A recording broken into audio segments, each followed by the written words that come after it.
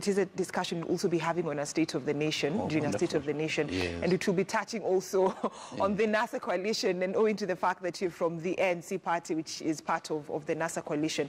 Now, let's cross over to page 4 of the Standard newspaper, if you have it.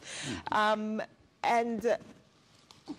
Uhuru is actually saying that you remember me for graft, war, and cohesion. And this is after Joyce Nyawira, a Form 3 student at M-Pesa Academy at Thika, asked the president what he wanted to be remembered for by the end of his term in 2022. Yes. So by the time the president's term comes to an end, do you think he'll be remembered for these two things, cohesion and war on grafts?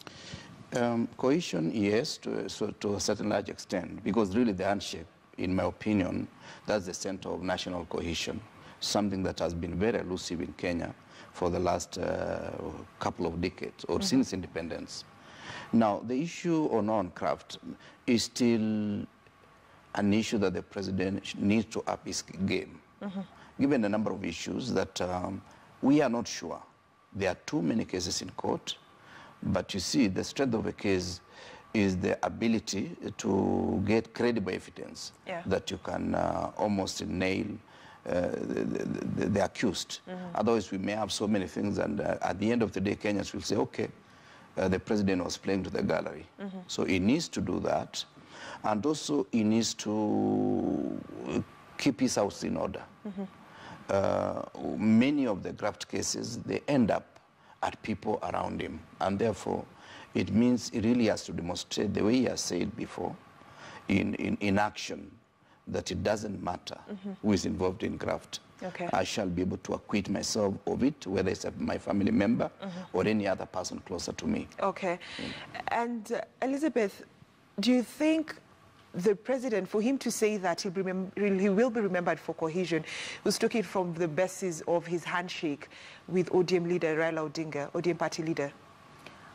I think a lot of it could be because of the handshake. And why do I say that?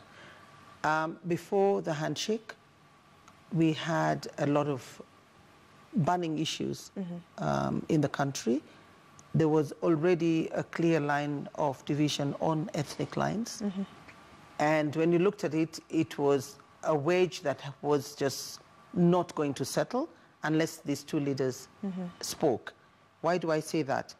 After the disputed elections, everybody felt that we are the ones who are with, and the others are the ones who do not. And in a situation like that, it can build and go on for a long time, maybe even to other generations, and not just this generation that is currently here. So I feel that it was a good thing that they had the handshake, because immediately after the handshake, I think every Kenyan can attest that there was some calmness that everybody felt. We in business, you felt like you could easily go to work without worrying that there's going to be riots in town,